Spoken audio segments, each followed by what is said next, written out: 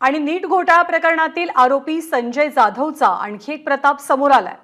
लातूरचा क्लास चालवण्यासाठी नियुक्ती असलेल्या शाळेवरती पोट शिक्षक म्हणून नियुक्ती झालेली आहे। संभाजी ब्रिगेडनं जिल्हा परिषद सीईओंना या संदर्भात एक निवेदन दिलंय। आफताब शेख माहिती देतात। आफताब, काय आहे सगळा प्रकार?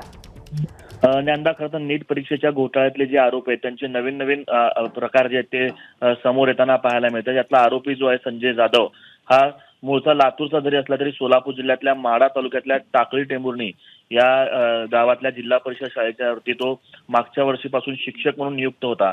मात्र यावर्षी 15 जून पासून जेव्हा शाळा सुरू झाल्या तेव्हापासून तो गैरहजर आहे आणि संभाजी ब्रिगेड संघटनेनं आरोप केलाय की त्या शाळेवरती त्याने पोट निवडीवरती खासगी शिक्षक नियुक्त केलेले होते आणि स्वतः मात्र गैरहजर राहून लातूर येथे क्लासेस चालवून हा सगळा नीटच्या आरोपामध्ये तो सगळा सहभागी झालेला होता।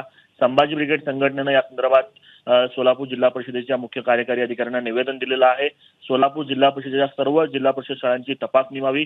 जिथं जिथं अशा पद्धतीनं पोट शिक्षक किंवा खासगी शिक्षक नियुक्त करण्यात आलेले असतील या सगळ्यांची तपासणी करून मूळ जे शिक्षक आहेत ज्यांची नियुक्ती शाळेवर झाली ते शिक्षक काय करतात, कुठले गैरव्यवहार चालतात आणि गट शिक्षण अधिकारी नेमकं यामध्ये काय करतात या सगळ्यांची चौकशी व्हावी असे निवेदन जे आहे संभाजी ब्रिगेड संघटनेचे जिल्हाध्यक्ष असलेले सचिन जगताप यांनी मुख्य कार्यकारी अधिकाऱ्यांना निवेदन दिलेलं आहे। ज्ञानदा, धन्यवाद आफताब या माहितीबद्दल।